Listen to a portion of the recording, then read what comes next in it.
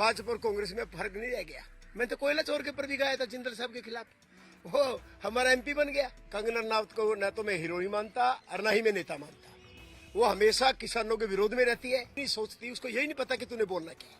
मुझे नहीं पता वो सुबह किस चीज का नाश्ता करती है। आई डोंट लाइक, मैं उसको लाइक ही नहीं करता। हरियाणा चुनाव में इस बार अलग ही सुर सुनाई दे रहे हैं। हमारे साथ इस वक्त बात करने के लिए रॉकी मित्तल, असली नाम जय भगवान मित्तल है, पर ये पूछना चाहते हैं, इनका एक रिकॉर्ड रहा है, इन्होंने 200 गाने गाए हैं नरेंद्र मोदी प्रधानमंत्री के ऊपर, कई गाने गाए।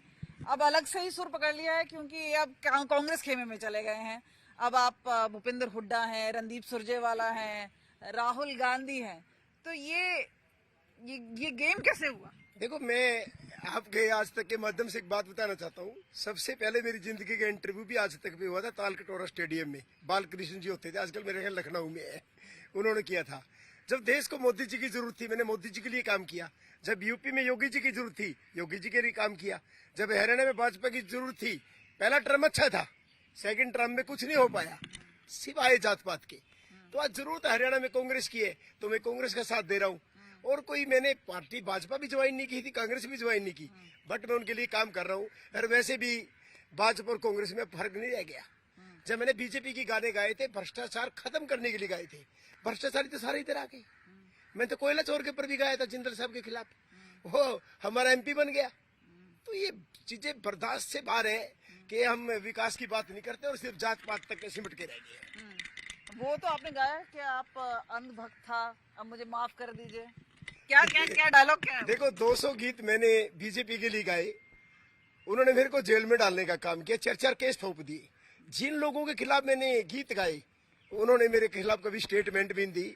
तभी मेरे को एकदम लगा, कसम से पूजा करते करते, मुझे माफ करना राहुल मेरे भाई, नफरत फैलाई हमने तूने मिटाई।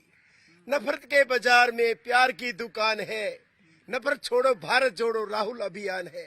अंधा था अंधभक्ति में ठोकर मैंने खाई, मुझे माफ करना राहुल मेरे भाई। तो माफी हो गई है? देखो, माफ करना उसका काम है। मैंने माफी का एक गाना बनाया है। मुझे नहीं लगता कि दुनिया में आज तक कोई माफी का ऐसा गीत गाया होगा। पहला गीत है जो माफी के लिए गाया है। माफ करना ना करना राहुल गांधी जी का काम है। मैंने अपनी माफी की अर्जी लगा दी। हम भगवान के जाके अर्जी लगाते हैं ना, भगवान सजा तो देगा। ये आप बताइए, ये मूल तौर पे आप एक आर्टिस्ट के तौर पे जुड़े हैं, समर्थक हैं, ज्वाइन कर रहे हैं, आपका क्या रोल है? आप टिकट देख रहे हैं? मैंने कांग्रेस ज्वाइन नहीं की, मैंने समर्थन दिया है कि अब की बार में कांग्रेस को समर्थन दूंगा पूरे हरियाणा में, और वो भी गुटबाजी से उठकर। मैंने भूपेंद्र हुड्डा जी का भी गीत बनाया, मैंने रणदीप सिंह सुरजेवाला जी का बनाया, चंद्रमोहन जी का बनाया, राहुल गांधी जी से माफी मांगी ऑन रिकॉर्ड, माफी एकदम सरेआम, मुझे माफ करना राहुल मेरे भाई, नफरत फैलाई हमने तूने मिटाई। तो कह दिए ना, वो एक वायरल कंटेंट है जिसमें बोलते हैं 1 मिनट में आपने जज्बात बदल दिए हैं। तो ये तो पूरा उलटफेर हो गया। जब सारे नेता ही बदल गए, आज कोई फर्क ही नहीं है। आप यकीन करो, जब सुबह उठता हूँ ना, पहले तो किसी को नेता को कॉल करते हैं ना, पहले चैनल देखता हूँ मैं, भाई ये फलाना नेता रात को पार्टी तो नहीं बदल गया, आज ये नेता कौन सी पार्टी में, उसी हिसाब से बात करेंगे। आजकल तो गिरगिट की तरह नेता पार्टियां बदलती हैं, और मैंने तो एक अपनी भावनाएं प्रकट करी है देश प्रदेश के प्रति, ना पैसे उनसे। तो हरियाणा में नेता कौन देखते हैं? यहाँ पे भी तो कई गुट हैं, कई कैंप हैं, शैलजा कुमारी हैं, भूपेंद्र हुड्डा हैं, तो आप गुटबाजी से उठ कर हाथ का साथ दिया है, मैंने किसी गुट का साथ नहीं दिया, मैं सबके लिए काम कर रहा हूँ। पर सीएम फेस कौन होना चाहिए? देखो, मुझे वो कांग्रेस का अपना अंदरूनी मामला है, मैं इन चीजों में नहीं पढ़ना चाहता। और मैं तो एक ही बात है कि भैया मैं अच्छा मानता हूँ कि इनसे बेटर है वो विकास करने में। ये सिर्फ जाट नॉन जाट, एक व्यक्ति मेरे को आके बोला कि भाई आप कौन सी जाति को, जाट के नॉन जाट? मैं बोला यार मैं तो बनिया हूँ, और नॉन जाट तो कोई जाति नहीं है, जाट जाति तो है। तो आप नहीं समझोगे, मैं क्या, मैं समझ गया, तू अंधभक्त और मुझे अंधभक्त मत समझा। 14 साल की अंधभक्ति के बाद बड़ी मुश्किल से अंधभक्ति छोड़ी है, और मैं अंधभक्त नहीं बनना चाहता। और हरियाणा में जात पात से काम नहीं चलेगा, विकास से बात चलेगी, विकास से काम होगा। तो कोई अनबन थी क्या मनोहर लाल खट्टर साहब के साथ, या फिर सैनी साहब? मनोहर लाल खट्टर साहब को तो एक ही बात की चिढ़ थी कि मैं अपने आगे मोदी भक्त क्यों लिखता हूँ। वो चाहते थे कि मैं मनोहर भक्त लिखूं। बड़े बड़े अधिकारियों से कलाते थे, या तो मनोहर भक्त लिखना शुरू कर दो, नहीं छुट्टी कर देंगे। जब मैंने मना कर दिया, उन्होंने सस्पेंड कर दिया, क्योंकि मैंने 1500 करोड़ रुपए का हिसाब मांगा था। क्योंकि जो पब्लिसिटी में खर्च हुआ है वो 500 करोड़ में भी काम हो सकता है। 1000 करोड़ रुपए के 1000 स्कूल मॉडर्न बन सकते थे दिल्ली की तरह, लेकिन वो बच्चों के प्रति उनकी प्यार तो है नहीं। उनको तो सिर्फ वो करना है। ठाके पुराना एक केस खोला जो 4 बार कैंसिल हो गया, ठाके मेरे को जेल में डाल दिया। उसके बाद केस पे केस करते रहे, मेरे को 3-4 बार हमला करवाया। एक बार कैथल के पास क्यों का हमला करवाया, मेरा इन्होंने इनकाउंटर करने की कोशिश करी। जब मैं जेल में चला गया तो रात को एक डीएसपी दारू पी के आया, कुलवंत बिश्नोई नाम का, उसने तो रिवॉल्वर तान दी थी। वो तो दूसरे अधिकारियों ने आके बचा लिया मेरे को बार बार। आज रॉकी मित्तल के साथ कितने लोग जुड़े हैं जो कि आपको लगता है कि आपके कहने पे, आपकी गीत सुनकर इससे इधर इस पार से उस पार हो जाएंगे? लाखों लोग।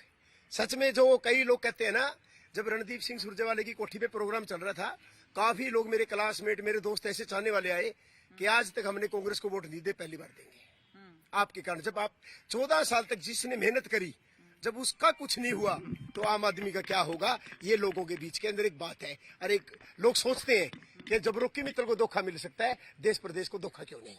ये आप आर्टिस्ट हैं, एक इमरजेंसी फिल्म भी आ रही है, कैसे देखते हैं? क्योंकि काफी विरोध भी हो रहा है उसका, कंगना रनावत की इमरजेंसी फिल्म। कंगना रनावत को न तो मैं हीरोइन मानता और न ही मैं नेता मानता। वो हमेशा किसानों के विरोध में रहती है। उसको अपनी टीआरपी से मतलब है, वो यही नहीं सोचती, उसको यही नहीं पता कि तूने बोलना क्या है। मुझे नहीं पता वो सुबह किस चीज का नाश्ता करती है। आई डोंट लाइक, मैं उसको लाइक ही नहीं करता, मैं नहीं अच्छा समझता। मैंने आपको नहीं पता जो पर उसके बयानों का कुछ असर होगा हरियाणा चुनाव पर? उसको ना अब कोई सीरियस ही नहीं लेता। उसको लेता कि रे छोड़ो यार, ये तो बोलती रहती है। अब सीरियस नहीं लेता उसको। कंगना रनावत को कोई सीरियस नहीं लेता। अब तो किसान भी रॉकी मित्तल को लेंगे सीरियसली? हमेशा लेता। लाखों लोग, करोड़ों लोग जुड़े पूरे इंडिया के अंदर। आप जो मैंने गाना गाया पूरे इंडिया में इतना वायरल है कि बच्चे बच्चे तक चला गया। कुछ अंधभक्त मेरे वो लोग पता क्या बोलते थे कि रॉकी मित्तल आप मोदी जी के गीत गाते हैं, योगी जी की गात गाते हैं, इसलिए सुनते हैं। कभी राहुल गांधी का गीत गा के देखो, आपको कौन सुनेगा। अब देख लो राहुल गांधी जी का जब गीत आया तो मुझे लगता है कि भाजपा के गीतों का भी रिकॉर्ड कर दिया। हमारे दर्शकों के लिए एक गीत गा दीजिए। देखिए, चुनाव से जुड़ा बताइए। चुनाव से जुड़ा कौन सा गाऊं? या कोई भी गा दीजिए, अपने मन से गा दीजिए। मैं मोदी जी का गीत गाया था, सबको धूल चिटा मोदी आएंगे डंके की चोट पे। अब मैंने गाना गाया, सबको धूल चटा हुड्डा आएंगे डंके की चोट पे। मैंने सुरजेवाला जी का गाया, काम करने में सुरजेवाला भाइयों एक ब्रांड है, हो रखवाड़ा सुरजेवाला कैथल की डिमांड है। मैंने अब राहुल जी का गीत गाया, अपनों ने मारा मुझे गैरों ने बचाया, जात धर्म से ऊपर राहुल तेरी माया, रॉकी मित्तल दिल से देता रो रो दिभाई, मुझे माफ करना राहुल मेरे भाई, राहुल मेरे भाई। तो बदले बदले से सुर हैं। राहुल गांधी के आलोचक एक बार हुआ करते थे, लेकिन अब उनकी तरफदारी कर रहे हैं। कितना प्रभाव पड़ेगा ये तो जनता ही बताएगी, लेकिन हरियाणा में लगातार फेरबदल जारी है और उनमें से जुड़ रहे हैं Rocky Mittal. Camera person Chandiram के साथ कमलजीत संधू, चंडीगढ़।